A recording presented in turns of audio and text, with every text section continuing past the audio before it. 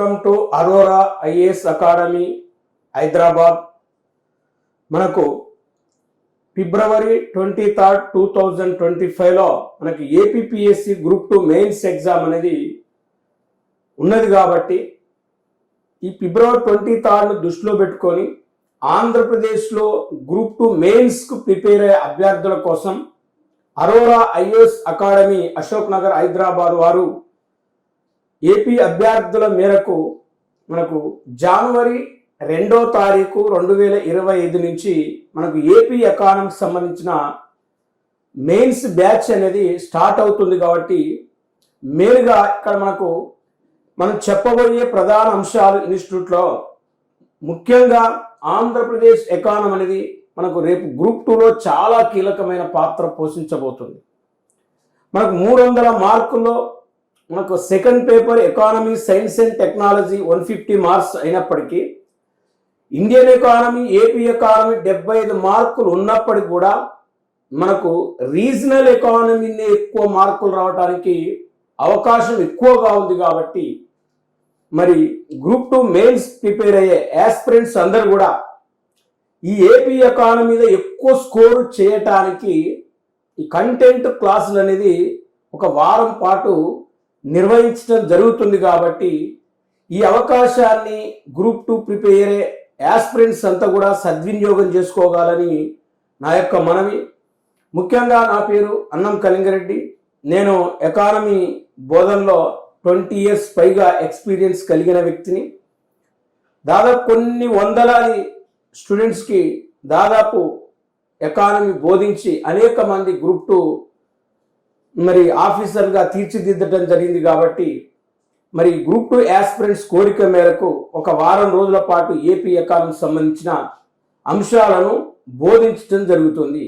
మీరు ఓన్గా చదివేదానికంటే ఒక్కసారి క్లాస్ వినటం వల్ల మీరు 10 సార్లు చదివింది ఒక ఎత్తు, ఒక్కసారి క్లాస్ విన్నది ఒక ఎత్తు. కాబట్టి మీకు క్లాస్ వినటం వల్ల ఎక్కడి నుంచి ఏ ఏరియా నుంచి ఏ విధంగా గతంలో 2008 కానీ 2011 కానీ 2012, 17, 19 గ్రూప్ 2లో ఎలాంటి క్వశ్చన్స్ మనకు రావటం జరిగింది. మరి రాబోయే మన గ్రూప్ 2లో మొత్తం కూడా ప్యాటర్న్ మారింది. కాబట్టి గత గ్రూప్ 2 కంటే ఇప్పుడు చాలా వరకు మనకు స్టేట్మెంట్ ప్రశ్నలు అనేవి రావటం జరుగుతుంది. కాబట్టి ఇక్కడ మెయిన్గా మనం సబ్జెక్ట్ మీద అనేది ఫోకస్ చేయాలి. కాబట్టి మరి ఇప్పుడు మన సబ్జెక్టు నేర్చుకుంటే ఏ విధంగానైనా మనం ఆన్సర్ చేయడానికి అవకాశం ఉంటుంది. కాబట్టి మెయిన్గా మనకు ఆంధ్రప్రదేశ్ ఎకానమీ మీద ప్రత్యేకంగా ఏ కంటెంట్ మీద మనం ఫోకస్ చేయటం జరుగుతుంది, మనం చెప్పబోయే ప్రధాన అంశాలు అనేది ప్రస్తావించినట్లయితే ముఖ్యంగా మనకు 2023 అంటే 23-24 సోషో ఎకనామిక్ సర్వే ఆంధ్రప్రదేశ్ మీద ఎక్కువగా ఫోకస్ చేసి క్లాస్ చెప్పడం జరుగుతుంది. అంటే ఇవాళ తెలుగు మీడియం స్టూడెంట్స్ అయినా ఇంగ్లీష్ మీడియం స్టూడెంట్స్ అయినా మనకు ఆంధ్రప్రదేశ్ సోషో ఎకనామిక్ సర్వే అనేది ప్రధానంగా ఇంగ్లీష్ మీడియంలో ఈ ప్లానింగ్ డిపార్ట్మెంట్ వాళ్ళు ప్రచురిస్తారు. కాబట్టి తెలుగు మీడియం వాళ్ళకు కొంచెం ఇబ్బందిగా ఉంటుంది. కాబట్టి మొత్తం ఆ సర్వే మొత్తం కూడా మీకు షార్ట్ కట్ చేసి మ్యాక్సిమం బిట్లు కవర్ అయ్యే విధంగా మీకు బోధించడం జరుగుతుంది. కాబట్టి ఏపీ ఎకానమీలో ప్రధానంగా ఫోకస్ చేసేది దేని మీద అంటే మనకు ఆంధ్రప్రదేశ్ సోషో ఎకనామిక్ సర్వే మీద. మరి ఆంధ్రప్రదేశ్ సోషో ఎకనామిక్ సర్వే మీద ప్రధానంగా ఫోకస్ చేయడం జరుగుతుంది. కాబట్టి మనకు మేజర్గా మనం ఒకసారి తీసుకుంటే ఇక్కడ మనం బోధించే అంశాలు Andhra Pradesh socio economic survey. Andhra Pradesh socio economic survey మరి ఆంధ్రప్రదేశ్ సోషో ఎకనామిక్ సర్వే మనం ప్రధానంగా మనం ప్రస్తావించబోయేది 2023-24 Andhra Pradesh socio economic survey. Andhra Pradesh socio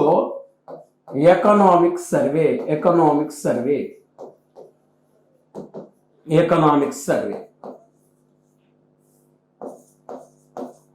దీన్ని ప్రధానంగా బోధించడం జరుగుతుంది. అంటే వాస్తవానికి మనం ప్రీవియస్ గ్రూప్ 2 మొత్తం చూసినట్లయితే, స్టడీ చేసినట్లయితే మనకు ఎకనామిక్స్ సర్వే నుంచే బిట్లు రావటం జరుగుతుంది. ఏపీపీఎస్సీ కూడా కరెంట్ డేటాకు ఎకనామిక్స్ సర్వేని ప్రామాణికంగా తీసుకుంటుంది. కాబట్టి సర్వేని మాత్రమే ఫాలో కావాలి. మ్యాగజైన్స్ కానీ న్యూస్ పేపర్స్ కానీ అది కరెక్ట్ సమాచారం కాదు. కాబట్టి ఇది ప్రామాణికమైంది కాబట్టి దీన్ని నుంచే మనకు ప్రశ్నలు వస్తుంటాయి. కాబట్టి మనకు ఈ ఏపీ ఎకనామిక్ సర్వేకి సంబంధించి ఆంధ్రప్రదేశ్ రాష్ట్రానికి సంబంధించిన అప్పుల విషయాలు కావచ్చు, మరి ఆంధ్రప్రదేశ్ రాష్ట్రానికి సంబంధించిన బడ్జెట్ విషయాలు కావచ్చు, మరి ఆంధ్రప్రదేశ్ సంబంధించిన 2014 ఆంధ్రప్రదేశ్ పునర్వ్యవస్థీకరణ చట్టం సంబంధించిన అంశాలు కావచ్చు, మరి ఆంధ్రప్రదేశ్ సెన్సెస్ సంబంధించిన సమాచారం కావచ్చు. ఇంకా మనం అధ్యయనం చేసినట్లయితే ఈ సోషియో ఎకనామిక్ సర్వేలో ప్రధానంగా పొందుపరచబడేది ఏంటంటే వ్యవసాయ కమత ల్యాండ్ హోల్డింగ్ అంటే 2021 2022 మనకు వ్యవసాయ కమతాల సమాచారం అనేది కొత్తగా రావటం జరిగింది. కాబట్టి దాని మీద మనం ఎక్కువగా ఫోకస్ చేయవలసి ఉంటుంది.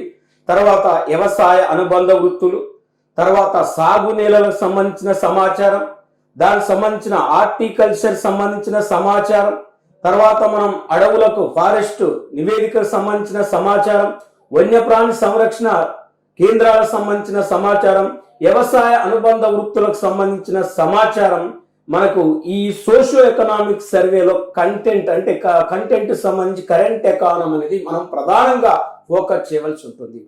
ఇక ఇండస్ట్రియల్ సెక్టార్ మనం తీసుకుంటే మనకు ఇండస్ట్రియల్ ఐఐపి సూచికి సంబంధించిన ఇన్ఫర్మేషన్ కానీ, ఇండస్ట్రియల్ ఎస్టేట్లకు సంబంధించిన సమాచారం కానీ, ఇండస్ట్రియల్ కారిడార్లకు సంబంధించిన సమాచారం కానీ, ఇండస్ట్రియల్ క్లస్టర్లకు సంబంధించిన సమాచారం కానీ, 2024 2029 న్యూ ఇండస్ట్రియల్ పాలసీ సంబంధించిన సమాచారం కానీ, ఇండస్ట్రియల్ పాలసీలు ఎక్కువగా మనకు సోషియో ఎకనామిక్ సర్వే మీద ప్రధానంగా చదవలసి ఉంటుంది. ఇంకా ఇండస్ట్రియల్ సంబంధించి సోషియో ఎకనామిక్ సర్వే మీద ప్రధానంగా ప్రస్తావించవలసింది ఏంటంటే మెయిన్గా ఇక్కడ ఆంధ్రప్రదేశ్ రాష్ట్రం నుండి అత్యధికంగా ఎగుమతి అయ్యే వస్తువులు ఏంటి, మరి ఏ జిల్లాలు ఆంధ్రప్రదేశ్ నుంచి ఏ వస్తువులను అత్యధికంగా ఎక్స్పోర్ట్ చేస్తున్నాయి, తర్వాత మరి ఆంధ్రప్రదేశ్ రాష్ట్రానికి మినరల్ ద్వారా ఎన్ని కోట్ల ఆదాయం వస్తుంది, మరి ఏ జిల్లాల ద్వారా మినరల్ ద్వారా ఎక్కువ ఆదాయం వస్తుందనే అంశాలు మన ఇండస్ట్రియల్ సెక్టార్లో ప్రధానంగా ప్రస్తావించవలసి ఉంటుంది సోషియో ఎకనామిక్ సర్వే మీద. తర్వాత మనం సర్వీస్ సెక్టార్ని మనం తీసుకున్నట్లయితే ఆంధ్రప్రదేశ్లో సేవా రంగానికి సంబంధించిన సమాచారాన్ని తీసుకున్నట్లయితే సోషియో ఎకనామిక్ సర్వే మీద మెయిన్గా రవాణా రంగం అంటే రోడ్డు మార్గాలు కానీ, జల మార్గాలు కానీ, వైమానిక మార్గాలు కానీ, రైలు మార్గాలు కానీ, దీనికి సంబంధించి కరెంట్ ఎకానమీని మనం ఎక్కువగా చదవాలి. అంటే ఎగ్జాంపుల్ మనకు రవాణా వ్యవస్థను ప్రధానంగా పరిగణలోకి తీసుకుంటే ఆంధ్రప్రదేశ్ నుండి ఎన్ని జాతీయ రహదారులు వెళ్తున్నాయి, మరి ఆంధ్రప్రదేశ్లో జాతీయ రహదారుల నిడివెంత, మరి రాష్ట్ర రహదారుల నిడివెంత, జిల్లా రహదారుల నిడివెంత, మరి పంచాయతీ రహదారుల నిడివెంత, మొత్తం రహదారులు ఎన్ని కిలోమీటర్లు ఆంధ్రప్రదేశ్లో ఉన్నాయి, మరి మొత్తం రహదారుల్లో అత్యధికంగా ఏ రహదారులు ఉన్నాయి, మరి పంచాయతీ రహదారులు ఉంటే ఆ పంచాయతీ రహదారులలో మరి ఏ రహదారులు సిసి రోడ్లు ఎక్కువ ఉన్నాయా, తార్ రోడ్లు ఎక్కువ ఉన్నాయా, డబ్ల్యూపిఎం రోడ్లు ఎక్కువ ఉన్నాయా, కంకర్ రోడ్లు ఎక్కువ ఉన్నాయా, మట్టి రోడ్లు ఎక్కువ ఉన్నాయా అనేది ప్రధానంగా ప్రస్తావించవలసి ఉంటుంది. తర్వాత మనకు ఓడరేవులకు సంబంధించిన డేటా, తర్వాత వైమానిక మార్గాలకు సంబంధించిన డేటా, రైలు మార్గాలకు సంబంధించిన డేటా మనకు సోషియో ఎకనామిక్ సర్వేలో కరెంట్ డేటా ఉంటుంది. తర్వాత పోస్టల్ నెట్వర్క్ సంబంధించిన డేటా, పోస్ట్ ఆఫీసులకు సంబంధించిన డేటా, మరి పోస్ట్ ఆఫీసులు ఎన్ని ఉన్నాయి, మరి హెడ్ పోస్ట్ ఆఫీసులు ఎన్ని ఉన్నాయి, సబ్ పోస్ట్ ఆఫీసులు ఎన్ని ఉన్నాయి, మరి పోస్ట్ ఆఫీసులు ఎక్కువ ఉన్న జిల్లాలు ఏంటి అనేది తీసుకోవాలి. తర్వాత కమ్యూనికేషన్లో మొత్తం పబ్లిక్ టెలిఫోన్లు ఎన్ని ఉన్నాయి, ల్యాండ్ లైన్లు ఎన్ని ఉన్నాయి, సెల్ ఫోన్లు ఎన్ని ఉన్నాయి, మరి టెలిఫోన్ ఎక్స్చేంజ్లు ఎన్ని ఉన్నాయి, ఏ జిల్లాలో ఎన్ని ఉన్నాయి అనేది మనకు సోషియో ఎకనామిక్ సర్వే డేటాలో క్లియర్గా ఉంది. తర్వాత పర్యాటక రంగము, తర్వాత ఐటీసీ రంగము, ఇలా మనకు సోషియో ఎకనామిక్ సర్వేకి సంబంధించి దీంతో పాటు మనకి సోషియో ఎకనామిక్ సర్వేలో ఆంధ్రప్రదేశ్ ప్రభుత్వం అమలు చేస్తున్న సంక్షేమ పథకాలు, దానికి సంబంధించిన వివరాలు అనేది మొత్తం కూడా సోషియో ఎకనామిక్ సర్వేలో క్లియర్గా ఉంది. కాబట్టి మనం మొత్తం కూడా మనం చెప్పబోయే క్లాస్ ఏంటంటే 2023-24 సోషియో ఎకనామిక్ సర్వే పూర్తి సమాచారం మీకు షార్ట్ కట్ లో మ్యాక్సిమం మార్కులు వచ్చే విధంగా కవర్ చేయటం జరుగుతుంది. దీంతో పాటు ఇటీవల ఆంధ్రప్రదేశ్ ప్రభుత్వం 2024-25 బడ్జెట్ను మరి 2024 నవంబర్ 11వ తారీఖు నాడు ఆంధ్రప్రదేశ్ ప్రభుత్వం ప్రవేశపెట్టడం జరిగింది. కాబట్టి మరి ఈ బడ్జెట్ లో రెవెన్యూ ఆదాయం ఎంత, మూలధన ఆదాయం ఎంత, మొత్తం ఆదాయం ఎంత, రెవెన్యూ వ్యయం ఎంత, మూలధన వ్యయం ఎంత, రుణ చెల్లింపులు ఎంత, రుణాలు అడ్వాన్సులు ఎంత, మొత్తం ఆదాయం ఎంత, మొత్తం వ్యయం ఎంత, మరి ఈ బడ్జెట్ లో ప్రధానంగా ఏ ట్యాక్స్ ద్వారా ఎక్కువ ఆదాయం వస్తుంది, మరి ప్రభుత్వం రెవెన్యూ వ్యయం మీద ఎక్కువ చేస్తుందా, మూలధన వ్యయం ఎక్కువ చేస్తుందా, ఈ బడ్జెట్ లో రెవెన్యూ లోటు ఎంత, ఈ బడ్జెట్ లో ద్రవ్య లోటు ఎంత, మన రెవెన్యూ లోటు జిఎస్డిపిలో ఎంత ఉంది, మరి కోశ లోటు జిఎస్డిపిలో ఎంత ఉంది, ప్రాథమిక లోటు ఎంత ఉంది, మరి ఈ బడ్జెట్ లో ముఖ్యమైన హైలైట్స్ ఏంటి, మరి ఇటీవల ప్రవేశపెట్టిన బడ్జెట్ ఆంధ్రప్రదేశ్ బడ్జెట్ ఎన్నో బడ్జెట్, ఇది నవ్యాంధ్రప్రదేశ్ రాష్ట్రానికి ఎన్నో బడ్జెట్ అనేది మనకి ఎక్కువగా మనం చెప్పబోయేది బడ్జెట్ మీద స్పెషల్ ఫోకస్ అనేది క్లాస్ ఉంటుంది. మరి బడ్జెట్ మీద స్పెషల్ ఫోకస్ అనేది క్లాస్ ఉంటుంది కాబట్టి మరి బడ్జెట్ కూడా మెయిన్ అంశాలు ప్రధానంగా మనకు ఎగ్జామ్ పాయింట్ ఆఫ్ దృష్టిలో పెట్టుకొని చెప్పడం జరుగుతుంది కాబట్టి మరి ఇది బడ్జెట్ మీద ఎక్కువ ఫోకస్ ఉంటుంది. రెండో అంశం. మూడో అంశాన్ని మనం ప్రధానంగా తీసుకుంటే మనం ఎక్కువ ఫోకస్ అనేది చేయవలసింది దేని మీద అంటే 2047 స్వర్ణాంధ్రప్రదేశ్ అంటే 2047 సంవత్సరాన్ని దృష్టిలో పెట్టుకొని భారత ప్రభుత్వం వికసిత్ భారత్ అని ఒక లక్ష్యాన్ని పెట్టుకుంది.